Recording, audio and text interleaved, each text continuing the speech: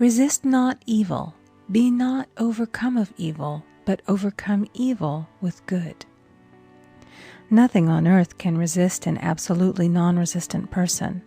The Chinese say that water is the most powerful element because it is perfectly non-resistant. It can wear away a rock and sleep away all before it.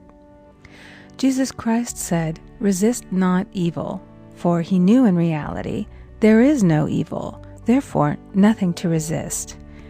Evil has come of man's vain imagination, or a belief in two powers, good and evil. There is an old legend that Adam and Eve ate of Maya, the tree of Elysian, and saw two powers instead of one power, God.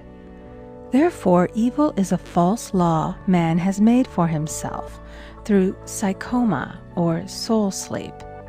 Soul sleep means that man's soul has been hypnotized by the race belief of sin, sickness, and death, etc., which is carnal or mortal thought, and his affairs have outpictured his illusions. That man's soul is his subconscious mind, and whatever he feels deeply, good or bad, is outpictured by that faithful servant. His body and affairs show forth what he has been picturing. The sick man has pictured sickness, the poor man poverty, the rich man wealth. Young people often say, "Why does a little child attract illness when it is too young to even know what it means?" I answer that children are sensitive and receptive to the thoughts of others about them and often outpicture the fears of their parents. I heard a metaphysician once say, "If you do not run your subconscious mind yourself, someone else will run it for you." Mothers often, unconsciously, attract illness and disaster to their children by continually holding them in thoughts of fear and watching for symptoms. For example, a friend asked a woman if her little girl had had the measles. She replied promptly, "Not yet."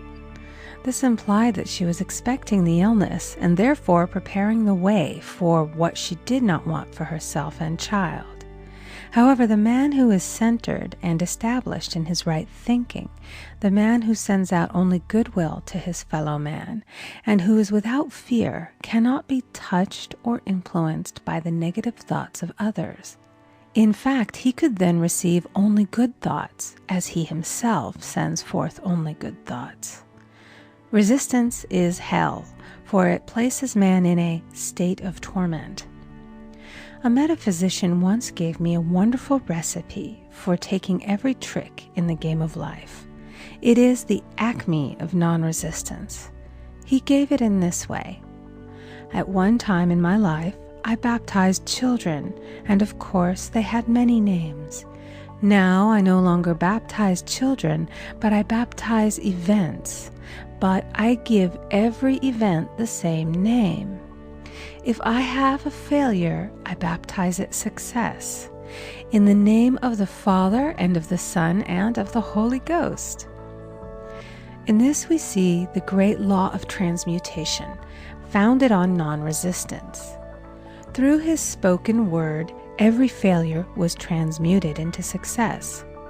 For example, a woman who required money, who knew the spiritual law of opulence, was thrown continually in a business way with a man who made her feel very poor.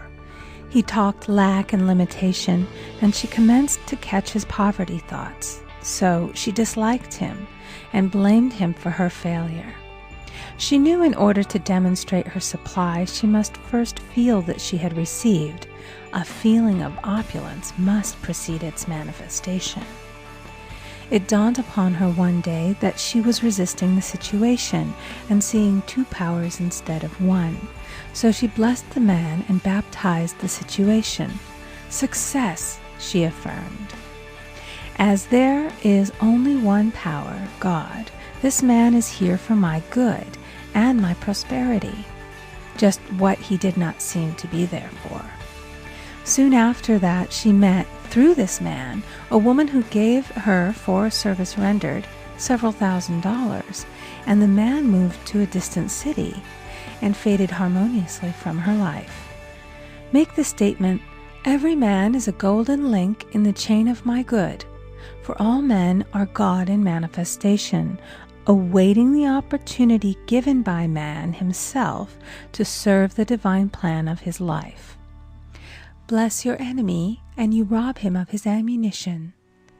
His arrows will be transmuted into blessings." This law is true of nations as well as individuals. Bless a nation, send love and goodwill to every inhabitant, and it is robbed of its power to harm.